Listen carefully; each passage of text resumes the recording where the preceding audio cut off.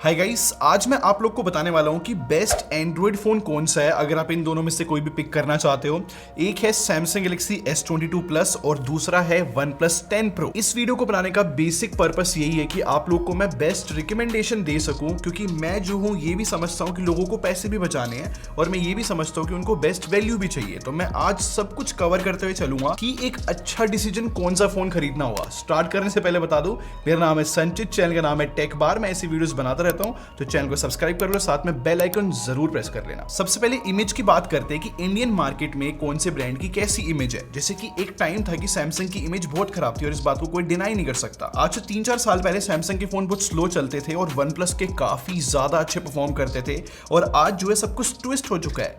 आज के टाइम पे OnePlus की इमेज थोड़ी सी डाउन होती जा रही है, जब से लाइक Oppo और OnePlus मर्ज हुआ है, और जो यहाँ पर OnePlus में सॉफ्टवेयर है Oxygen OS, वो काइंड ऑफ कलर OS की फील देती जा रही है। चीजें जो है फ्लिप हो चुकी है। आज के टाइम पे सैमसंग जो है मच बेटर परफॉर्म कर रहा है सॉफ्टवेयर वाइज, और OnePlus थोड़ा नीचे आ चुका है। अब डिजाइन की बात करते हैं, दोनों की जो है अलग अलग डिजाइन लैंग्वेज है, और नो डाउट OnePlus 10 Pro जो है, जितना मैं इसको यूज करता हुआ जा रहा हूँ ना, ये डेली मेरे को लाइक एक इनहेंसमेंट की तरफ ही दिखता है। जब मैंने OnePlus को पहली बार देखा था ना, मुझे फोन बिल्कुल ही पसंद नहीं आया था, बट इस ये ब्लैक कलर में और ये जो मैट फिनिश है, ये इसको बहुत प्रीमियम लुक देती है। और सबसे बेस्ट पार्ट है इसकी कर्व डिस्प्ले होना। तो देखो, डिजाइन अपीलिंग जो है मेरे को पर्सनली OnePlus 10 Pro का लगा है, लेकिन सैमसंग ने जो है ना यहाँ पर सेफ डिजाइन लैंग्वेज फॉलो करी है। यहाँ पर जो है हमें कैमरा मॉड्यूल बिल्कुल लेटेस्ट देखने को मिलता है, मैट फिनिश इसमें भी है, मेरे पास ब्लैक कलर में ये। बट सच बता रहा हूँ, इन हैंड फीलिंग जो है सैमसंग की बहुत सॉलिड आती है, और इसमें फ्लैट डिस्प्ले है। कर्व डिस्प्ले और फ्लैट डिस्प्ले के बीच में हमेशा डिबेट और आर्ग्यूमेंट रही है। मैं आपको इतना बता सकता हूँ कि जिस भी फोन में जो है कर्व डिस्प्ले होती है, वहां पर एक्सटर्नल टच कुछ ज्यादा आते हैं। ऐसा हो सकता है कि आप कर्व डिस्प्ले वाला फोन यूज कर रहे हो और सडनली नोटिफिकेशन नीचे आ जाए, या फिर कुछ और प्रेस हो जाए, तो ये कर्व डिस्प्ले की दिक्कत रहती है, और वो चीज OnePlus में है। लेकिन एक चीज बता देता हूं कि OnePlus जो है अलर्ट स्लाइडर देता है, आप बिना फोन को ऑन करे साइलेंट या फिर वाइब्रेशन या फिर रिंग मोड पे कर सकते हो। ये एक्चुअली में बहुत बड़ा एडवांटेज है। और अगर मैं फिंगरप्रिंट स्कैनर को कंपेयर करूं, तो वो मुझे सैमसंग का पसंद है। बहुत फास्ट भी है, एक्यूरेट भी है, डिफरेंट टेक्नोलॉजी है, मुझे लाइक सैमसंग का पसंद आया। और एक मेजर पॉइंट जो मेरे को लगता है कि थोड़ी सी मिस्टेक करी है OnePlus ने, वो है IP रेटिंग के अंदर। देखो, सीधी बात ये है, अगर आप एक महंगा फोन खरीदने जा रहे हो, आप 100% IP रेटिंग देखोगे अपने लिए, और OnePlus ने IP रेटिंग नहीं दी है। और इसमें सबसे वियर्ड बात ये है कि OnePlus 9 Pro जो कि इससे पहले फोन आया था, उसमें है IP रेटिंग, और वो भी आप आज के टाइम पे खरीद सकते हो 50,000 रुपए के अराउंड। और अगर S22 Plus को देखते हैं, तो यहाँ पर IP68 रेटिंग मिल जाती है, तो ये एक बेटर फ्लैगशिप बनता है। इनफैक्ट एक और चीज मैं ड्यूरेबिलिटी में ऐड करना चाहूंगा कि सैमसंग ने जो है ना, फ्रंट और बैक दोनों में गोरिल्ला ग्लास विक्टस प्लस दिया है, जो कि लेटेस्ट प्रोटेक्शन है गोरिल्ला ग्लास की तरफ से। और जो OnePlus 10 Pro है, उसके फ्रंट में जो है गोरिल्ला ग्लास विक्टस मिलता है और बैक में गोरिल्ला ग्लास 5। तो चीजें ऊपर नीचे है, बट दो चीजों में मैं OnePlus को एडवांटेज देना चाहूंगा। एक हैप्टिक फीडबैक, मुझे सच में इसका काफी पसंद आया। साथ में स्पीकर भी इनके काफी लाउड और कुछ क्लियर है। इनका जो ऑडियो सिग्नेचर है OnePlus वालों का, मुझे बेटर लगा अगर मैं सैमसंग से कंपेयर करूं तो। डिजाइन डिपार्टमेंट को कंक्लूड करते हैं कि एक्चुअली में विनर कौन है। तो देखो, पर्सपेक्टिव ये लेके चलते हैं कि मेरे पास पैसा है और मैं एक अच्छा एंड्रॉइड फोन खरीदना चाहता हूं जो कि बेस्ट हो आज के टाइम पे, तो वो मुझे देखो सैमसंग लगा है। रीजन ये कि मेरे को IP रेटिंग मिसिंग लग रही है, जो कि OnePlus के अंदर है, जबकि इन्होंने अपने पिछले साल वाले फोन में दी है, तो इसमें भी देनी चाहिए थी।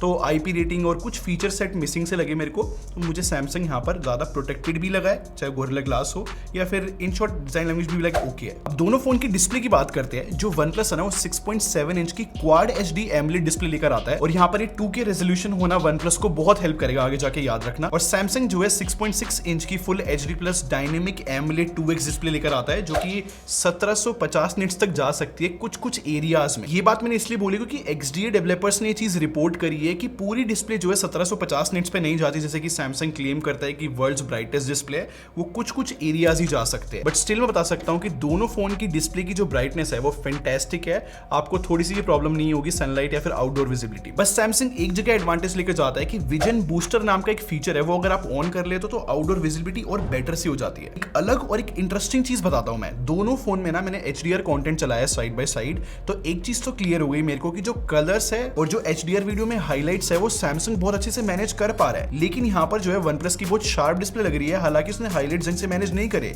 बट शार्पनेस में बहुत अच्छा है OnePlus। उसके पीछे का रीजन है कि OnePlus में जो है 525 PPI देखने को मिलती है, और जो सैमसंग है वो 393 PPI लेकर आता है। तो यहाँ पर PPI में डिफरेंस आ जाता है, ऊपर से यहाँ पर रेजोल्यूशन में भी डिफरेंस है, जो कि 2K होना OnePlus के अंदर हेल्प करता है। अगर मैं कंक्लूड करके कोई विनर बताना चाहूँ, तो यहाँ पर मैं OnePlus को बताना चाहूंगा। कर्व डिस्प्ले भी बहुत इसको बेनिफिट देती है, साथ में शार्प तो है। ये मत समझना कि सैमसंग की डिस्प्ले बहुत बेकार है इसके सामने। मैं बहुत नीट पिकिंग और बहुत पर्टिकुलर चीजों को पिक करके तभी ये विनर बता रहा हूँ। और मजे की बात बताता हूँ, मैं दोनों फोन का ना बैटरी डिपार्टमेंट कंपेयर कर रहा था और बहुत फनी सा हो जाता है, क्योंकि जो वन प्लस है ना 5000 mAh की बैटरी दे रहा है, 80 वॉट पे आप इसको चार्ज कर सकते हो और इसकी वायरलेस चार्जिंग भी जो है 50 वॉट पे चली जाती है। और अगर आप सैमसंग को देखते हो तो वो बहुत नीचे आ जाता है, क्योंकि ये 4500 mAh की बैटरी है जो कि 45 वॉट पे चार्ज हो सकती है और 15 वॉट की वायरलेस चार्जिंग है। तो मेरे को नहीं लगता भाई कोई कंपटीशन है। प्लस वन प्लस तो जो है अपने बॉक्स में चार्जर भी दे रहा है 80 वॉट का। ये सब सुन के अभी जजमेंट मत क्रिएट करना, क्योंकि जब सॉफ्टवेयर डिपार्टमेंट को आप लोग देखते हो ना, चीजें बहुत कॉम्प्लेक्स हो जाती है। जैसे कि मैंने स्टार्टिंग में बोला था कि वन प्लस की इमेज चेंज हो रही है, उसके पीछे का बेसिक रीजन इसका सॉफ्टवेयर है। अभी भी हमें ऑक्सीजन ओएस ही मिलती है, but here and their colour OS feel होती है। एंड्रॉइड 12 पर है, लेकिन इसके अंदर जो सिक्योरिटी अपडेट है वो मे का देखने को मिलता है। ये चीज मैं इसलिए हाईलाइट कर रहा हूँ क्योंकि सैमसंग जो है एंड्रॉइड 12 तो दे रहा है अपनी वन यूआई के साथ, लेकिन इसका जो सिक्योरिटी पैच अपडेट है वो जून का देखने को मिलता है। सैमसंग नो डाउट बहुत फास्ट है इन दिनों में, मैं खुद देख रहा हूँ अपनी आंखों के आगे कि भाई बहुत ज्यादा रिलायबल सॉफ्टवेयर अपडेट यहाँ पर मिल जाते हैं। इन शॉर्ट बहुत प्लान्ड फील होते हैं सैमसंग के जो सॉफ्टवेयर अपडेट है। वन प्लस के अभी तक प्लान्ड नहीं रहे हैं। इनफैक्ट अगर आप देखते हो कि दोनों ब्रांड क्या प्रॉमिस कर रहे हैं, तो वन प्लस जो है 3 साल के मेजर सॉफ्टवेयर अपडेट प्रॉमिस करता है और 4 साल के सिक्योरिटी अपडेट प्रॉमिस करता है। और जो सैमसंग है वो 4 साल के मेजर सॉफ्टवेयर अपडेट देगा और 5 साल के सिक्योरिटी अपडेट। सीधी बात ये, अगर आप फैक्ट्स देखते हो तो सैमसंग जो है यहाँ पर विनर बन जाता है, क्योंकि थोड़ा सा प्लान तरीके से वर्क कर रहे हैं। अगर आप सॉफ्टवेयर फीचर्स की तरफ देखोगे तो सैमसंग अच्छा काम कर रहा है, क्योंकि ऑब्जेक्ट रिमूवर मिलता है जो कि बहुत स्मार्ट तरीके से काम करता है। फोटो रीमास्टर मिलता है, वो भी काफी कंडीशंस में हेल्पफुल बन जाता है। ऐसे फीचर्स वन प्लस नहीं दे रहा, तो ये भी जो है थोड़ा सा फ्लैगशिप वाला जो टर्म है थोड़ी डाउन करती है वन प्लस की। परफॉर्मेंस डिपार्टमेंट की बात करते हैं, दोनों फोन में जो है स्नैपड्रैगन 8 Gen 1 प्रोसेसर मिलता है जो कि लेटेस्ट है। और बेंचमार्क स्कोर्स दिखाने से पहले बता देता हूं कि दोनों फोन जो है रियल लाइफ में बहुत अच्छा परफॉर्म करते हैं। मुझे दोनों जो है कहीं पे भी स्लो नहीं लगे। मेरे को कभी भी ऐसा फील नहीं हुआ कि मैंने कोई हैवी ऐप चलाई हो और दोनों में से कोई भी फोन जो है ऐसा हो कि वीक रह गया हो। अब बेंचमार्क्स देखो, यहाँ पर चीजें ट्विस्ट तो होती है नंबर वाइज, क्योंकि जो सैमसंग है वो 8,99,000 का स्कोर लेकर आया और जो वन प्लस है वो 7,73,000 का। मेजर डिफरेंस है यहाँ पर। इनफैक्ट मैंने क्रॉस चेक करने के लिए गीकबेंच भी रन करा और यहाँ पर भी सैमसंग ही ऊपर आ रहा है। अब मुझे नहीं पता कि सेम प्रोसेसर होने के बाद भी यहाँ पर इतना डिफरेंस कैसे आया, ये सिर्फ वन प्लस ही बता सकता है। लेकिन अगर मैं सीपीयू थ्रॉटलिंग की बात करूँ तो यहाँ पर सैमसंग जो है 74% के आसपास रहा और जो वन प्लस है वो 93% के आसपास थ्रॉटल करा। अब मैं अगर विनर की बात करूँ ना तो मेरे लिए वो बहुत डिफिकल्ट है। एटलीस्ट मैं बेंचमार्क स्कोर्स को देख के किसी एक को विनर नहीं बताना चाहता। मेरे लिए भाई दोनों फोन की स्पेसिफिकेशंस एग्जैक्टली सेम है, तो मैं टाई बताना चाहूंगा, ना कि बेंचमार्क के बेसिस पे मैं सैमसंग को विनर बताऊंगा। कैमरे की बात करते हैं, जो वन प्लस है हमें 48+50+8 का ट्रिपल कैमरा सेटअप देता है और फ्रंट में 32 मेगापिक्सल और सैमसंग में हमें 50+12+10 मिलता है बैक साइड में और फ्रंट में जो है 10 मेगापिक्सल का सेल्फी है। और कैमरा सैंपल्स दिखाने से पहले बता देता हूं कि आज तक दो फोन को कंपेयर करते समय मेरा इतना सर नहीं चकराया, क्योंकि वन प्लस के जब हम फोटोज देखने जाते हैं ना तो वो बहुत एक्यूरेट दिखती है, नो डाउट, बट उसमें बहुत सारे इफ एंड बट्स है। और अगर मैं आप लोग को सब कुछ बताने गया तो वीडियो कुछ ज्यादा ही लंबी बन जाएगी। मैं थोड़ा सा पॉलिश्ड वे में अपने ओपिनियन बता दूंगा, बहुत केयरफुली सुनना। जैसे कि वन प्लस के मेन कैमरे से आप 4K 120 FPS शूट कर सकते हो,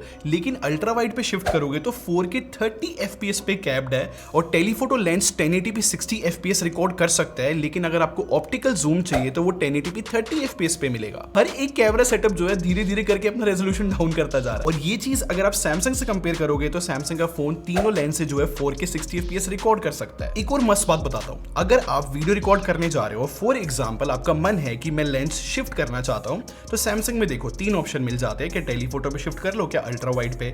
वन प्लस वालों ने कुछ एक्स्ट्रा स्लाइडर बना दिया है यहाँ पर, जैसे ही आपको लेंस शिफ्ट करने हैं तो उस स्लाइडर को लेफ्ट या राइट लेके जाओ।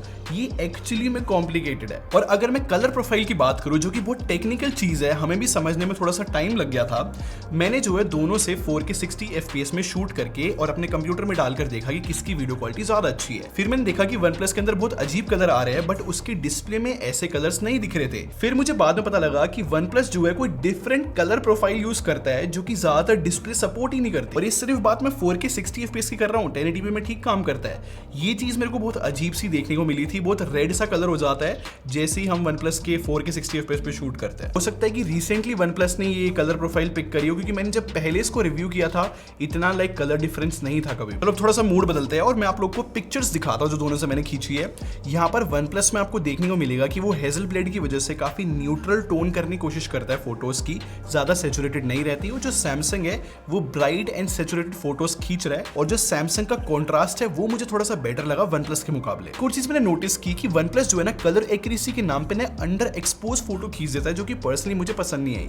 सैमसंग फिर भी जो है ब्राइट रखता है। ह्यूमन सब्जेक्ट की जब हम बात करते हैं तो स्किन टोन जो है सैमसंग थोड़ी सी पॉप करके लेकर आता है, और जो OnePlus है वो कभी कभी जो है येलोइश ले आता है, वैसे ज्यादातर ठीक ही रहती है। अगर मैं HDRs की बात करूं तो यहाँ पर OnePlus जो है एवरेज सा परफॉर्म करता है, लेकिन सैमसंग के HDRs बहुत फैंटास्टिक रहते हैं। बट मैंने एक और चीज नोटिस की है सैमसंग में, कभी कभी वो HDR लगाना भूल ही जाता है। ऐसे सैमसंग में एक और चीज मेरे को याद आई कि शटर लैग रहता है। अगर अपने पेट्स की फोटो खींचने जाओगे ना, सैमसंग में हल्की सी ब्लर दिखेगी, जैसे कि OnePlus में देखो ज्यादा डिटेल दिख रही है ना, क्योंकि उसमें शटर लैग नहीं है इसलिए। अब अल्ट्रा वाइड लेंस की बात करते हैं। अब दोनों कैमरास जो है अपनी अपनी जगह पे एक अच्छी इमेज प्रोसेसिंग लेकर आते हैं, लेकिन सैमसंग में पता क्या है कि सैचुरेशन होने की वजह से और थोड़े से पॉप होने की वजह से फोटोज अच्छी लगती है। इनफैक्ट अगर आप दोनों कैमरास की कॉर्नर शार्पनेस भी देखोगे तो वो मेरे को सैमसंग की पसंद आई।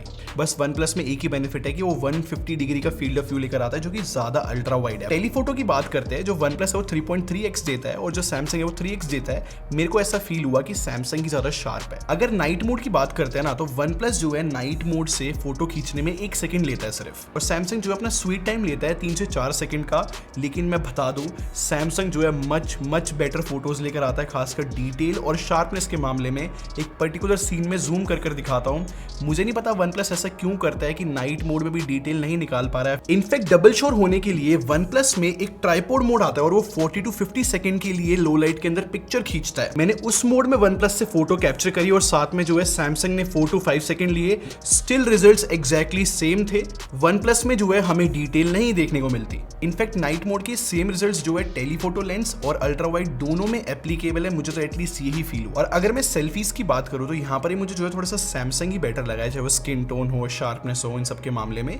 OnePlus कभी कभी रेडिश स्किन टोन कर देता है, तो मतलब मुझे सेल्फी भी सैमसंग की पसंद है। वीडियो की बात करते हैं, 4K सैंपल नहीं दिखाऊंगा, मैं दोनों के 1080p कंपेयर करूंगा। आप खुद देखो यहाँ पर सैमसंग के जो कलर्स है या फिर इन जनरल हार्श लाइटिंग के अंदर भी सैमसंग ही बेटर परफॉर्म कर पाता है, OnePlus फिर भी थोड़ा सा पीछे रहता है। इन शॉर्ट सैमसंग तो बेटर है ही, लेकिन मेरे को सैमसंग में एक प्रॉब्लम फील हुई कि जैसे आप इसको एक एक्स्ट्रा लोड दोगे ना, कंटिन्यूसली शूट कर रहे हो या फिर अगर ये हीट कर रहा है, तो मेरे को एक पॉइंट था जब जिटर मुझे देखने को मिला सैमसंग के फोन में, और मेरे लिए कंसर्न की बात थी।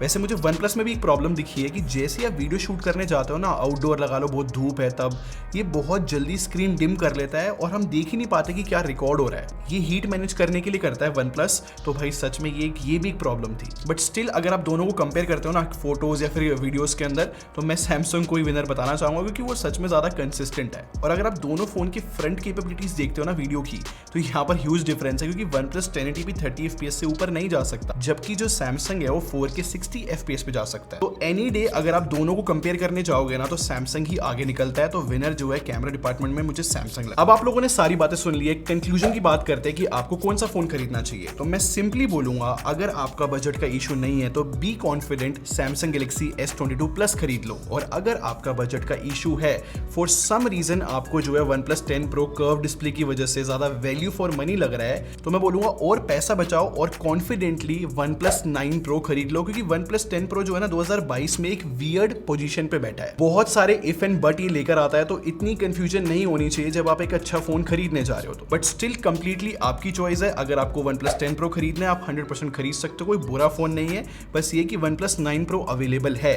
वैसे अगर आपको बजट इशू नहीं है तो S22 Plus एनी डे मुझे बेटर फील हुआ। बाकी कमेंट सेक्शन में आप बताओ इन दोनों में से आप कौन सा फोन खरीदते। और ऐसी वीडियोस और देखनी है तो आप यहाँ से और यहाँ से देख सकते हो, और सब्सक्राइब करके हमारी टेक बार आर्मी को ज्वाइन कर लो। हम लोग क्वालिटी में बिलीव रखते हैं। अगले मिलते हैं। Thanks for watching. Bye bye guys.